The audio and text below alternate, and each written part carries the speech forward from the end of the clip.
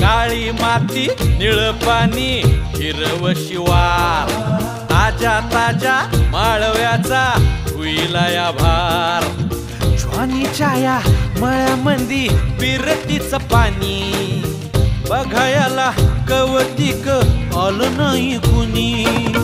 मळ्याला या मळेवाली भेटलीच नाही अगराने माझ्या मळ्यामंदी घुसशील का